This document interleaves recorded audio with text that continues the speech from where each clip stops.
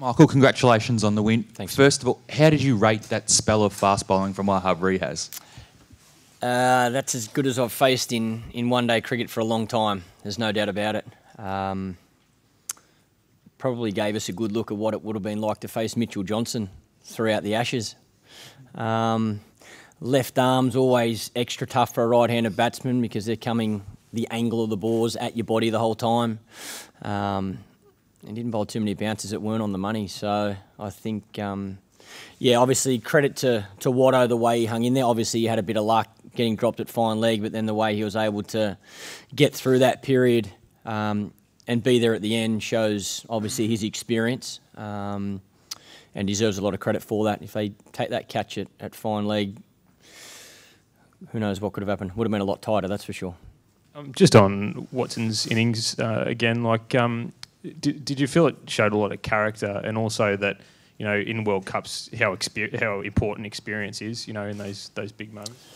Well, I've said for a long time that a good mix of youth and experience in any sport at the highest level generally has the most success. I think we've got that through our squad.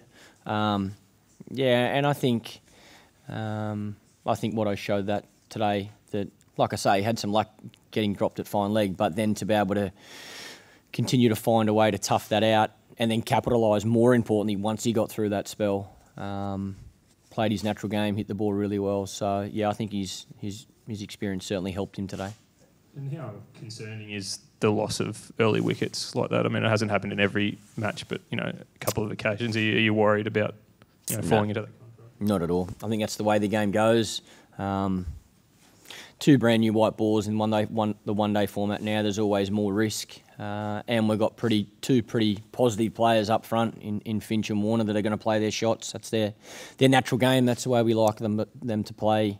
And thankfully, we've got plenty of depth with our batting. So it was nice to see the boys finish it off there tonight. Michael, Misbah said before that he thought the India at the SCG might be a tougher proposition than playing them anywhere else because of their spinners and the fact that he didn't think you had a front-line spinner as such. Did you find the game there recently was a spinning type deck, and does that concern you?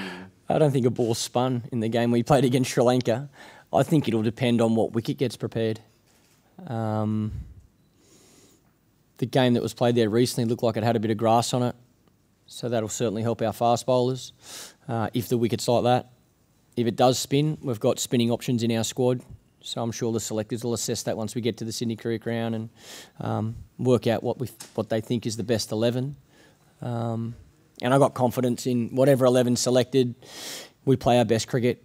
We give ourselves every chance of winning that game in whatever conditions. Michael, 213 all out on a wicket which, at least from the press box, seemed to be a good one for batting. Were you expecting Pakistan to crumble like this? I think the Australian bowlers deserve a lot of credit. I think, obviously, Josh getting his opportunity and picking up 4 important wickets, Starkey, Mitchell Johnson, Faulkner, Watson, Maxwell. I thought they all did a really good job for us, so I don't want to take credit away from them. And again, I thought the wicket was really good. I said at the start of the game that fast bowling was definitely going to play a part. If Pakistan take that catch off Shane Watson at fine leg, then who knows, 215 might have been enough. So there's always that pressure in finals. You know, whatever you have to chase, runs on the board make a big difference, and fortunately we were able to make those runs tonight. Michael, what made you get Glenn Maxwell back into the attack just two overs after Faulkner bowled? I thought it was a brave decision to get Maxwell back. Can you just tell us what you had in your mind when you got him back into the attack?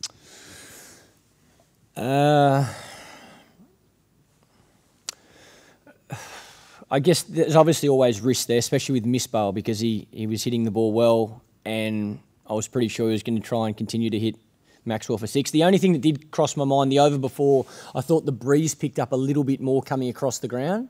So I thought if he was to mistime it, hitting into that breeze, there was a chance that we could get that wicket.